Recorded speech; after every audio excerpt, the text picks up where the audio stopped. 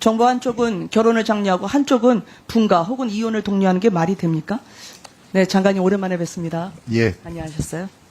이재명 대통령이 결혼 페널티 없애라고 청년 신혼부부들 그 정책금융 개선을 지시하셨던데 대출 문턱이 낮아질 것 같아서 좀 반가운 소식일 것 같습니다. 그러면 소득 여건을 완화해 주는 겁니까? 아니면 대출 한도를 늘려주는 겁니까? 아니면 둘 다인가요? 둘 다가 결합되어 있다고 생각합니다. 아, 그럼 소득 기준도 완화해주고 대출 한도도 늘려주고. 그러면 장관이 그 부부 공동명의 1주택 과세안은 들어보셨죠? 네. 네.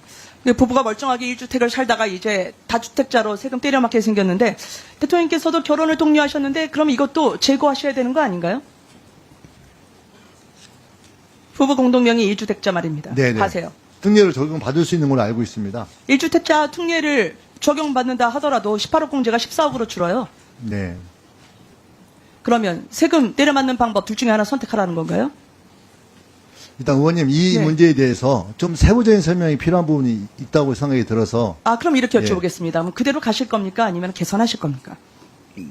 일단 좀 우리 1차관이 답변할 수 있도록 하면 어떻겠습니까? 이따 질의 끝나고 하십시오. 네. 정부 한쪽은 결혼을 장려하고 한쪽은 분가 혹은 이혼을 독려하는 게 말이 됩니까?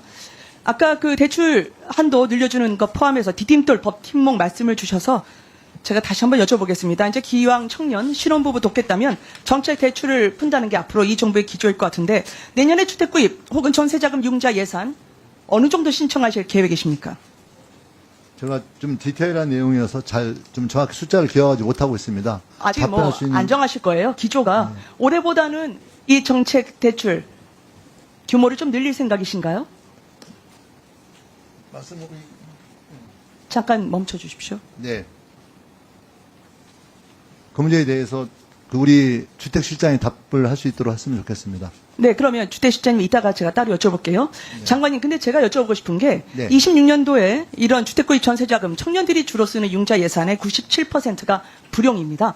이렇게 대통령은 청년, 신혼부부 결혼할 수 있게 결혼 정책 때문에 결혼 망설이면 안 된다고 하는데 왜 예산 97%는 다 불용으로 남기셨습니까?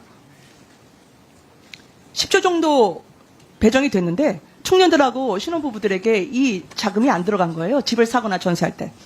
의원님, 네. 그 청년주택 구입 전세자금 대출사업 집행료에 대해서는 제가 세부적인 파악을 못하고 있어서 정말 죄송합니다. 그래서 이 문제에 대해서는 명확하게 이 자료가 맞는지를 포함해서 확인해서 별도로 보고를 드리는 게 어떻겠습니까? 예, 감사합니다. 이거 국토부에서 받은 자료거든요. 그래서 매년 99.9, 99.6, 82% 쓰다가 올해 들어와서 3% 썼습니다.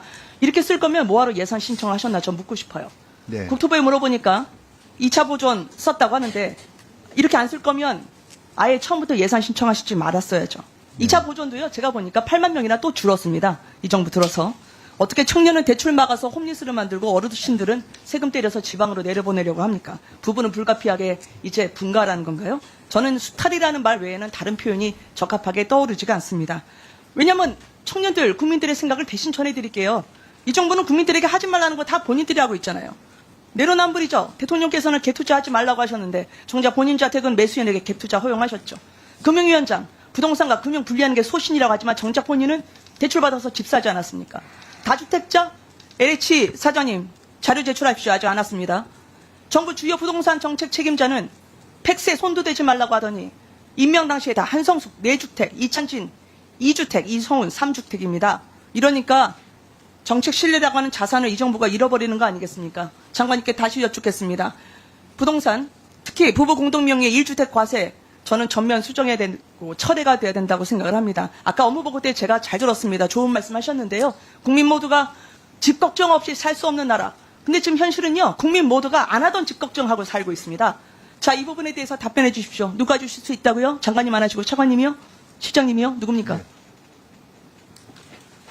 잠깐 시간 멈춰 주십시오. 준비되셨어요? 예. 자, 그러면 부동산, 자, 부부 공동명의 1주택 과세에 대해서는 어느 분이 얘기하시겠어요? 제가 답변 드리겠습니다. 우선 저희가 이제 기재부 쪽에 확인한 내용으로는 부부 공동명의 1주택 가구도 1세대 1주택자 특례를 적용받을 수 있는 것으로 확인을 하고 있습니다. 다만 이제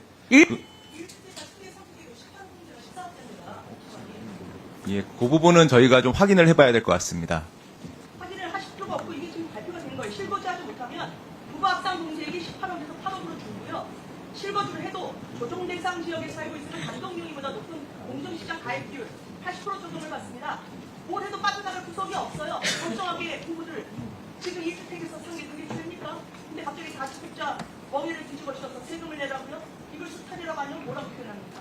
그 부분에 대해서 좀 더 구체적으로 확인해서 답변 드리도록 하겠습니다. 예, 저희 의견실을 제출해 예, 주시고요. 그렇게 하겠습니다. 네, 그리고 아까 그 디제이돌 버팀목 포함해서 정책금융에 대해서 3%밖에 집행률이 없습니다. 예전에 장관님 집행부진한 사업에 대해서는 나중에 구조조정하고 다시 신청을 만든다 청문회 때 말씀하셨던 걸 기억하거든요.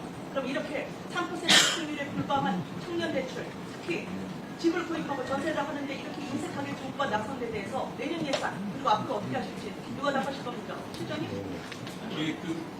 나와서 말씀하십시오.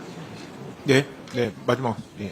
네, 그 주택토지실장입니다. 의원님 말씀하신 대로 저희가 그 2차 보존 방식으로 해서 은행의 그 이 대출이자와 기금의 이 대출이자의 차액을 지급하는 식으로 했고요. 그런 측면에서 집행률이 좀 낮은 것은 사실인데, 내년 예산은 저희가 지금 검토를 하고 있고요. 하여튼간 청년들의 전세나 대출 자금에 차질이 없도록 그렇게 재정 당국과 협의하도록 하겠습니다.